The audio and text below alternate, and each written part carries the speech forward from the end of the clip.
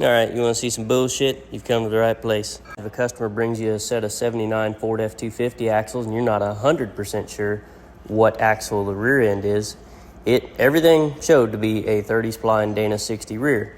But if you check out the BOM number on the axle tube, you go to this website, you can come over here to that website and type in your BOM number, and that tells us it's a 61, which is a pain in the ass differential that they no longer make parts for. So the problem with the Dana 61 is the pinion offset is different from a 60. A 60, the pinion's further offset to the left. So that means this entire carrier assembly that's for a Dana 60 has to go to the right a bunch more. So when I first went to put this together, this was a 373 gear, and I had a 3 Series power lock case, and the gears didn't even touch, and I'll post that video.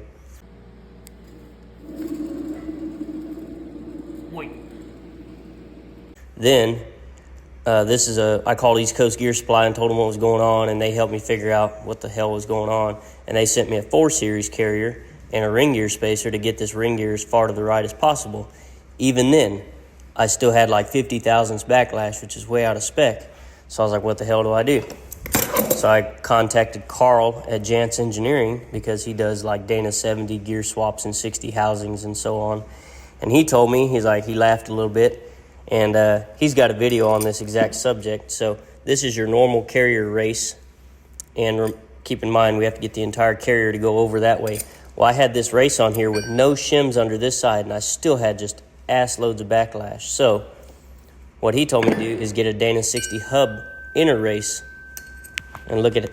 Now that cage is protruding past the bearing, but this race is so much narrower, it gives you like an 1/8 inch further this way in the case. So now, since the bearing cage sticks past the race, you have to drop the entire assembly in the housing and then push it over to the right. So we got the carrier in the housing, but we still have all this gap over here on the left, and you're thinking, oh, I know what I'll do. I'll grab me a shim like this, I'll drive her down in there, and then guess what? You're fucked, because then you can't get anything back out. So what you have to do is you weld your washer to a shim like this. So what that washer allows is for that shim to be removed with a screwdriver and a bar like this. Now you can just adjust your shims like you normally would to set your backlash. Then the last thing you have to pay close attention to is how close these case bolts come to the differential case itself. Mine were actually hitting the cap here, so I put it on the belt sander over there and took a few thousandths off, and now everything fits together just barely. In the end, I'm probably just going to take the top of this bolt head off just to that recessed portion there, but it doesn't hit. I just would like a little bit more clearance there, but yeah. That's how you put a Dana 60 gear into a 61 housing. All right, she's finished assembled.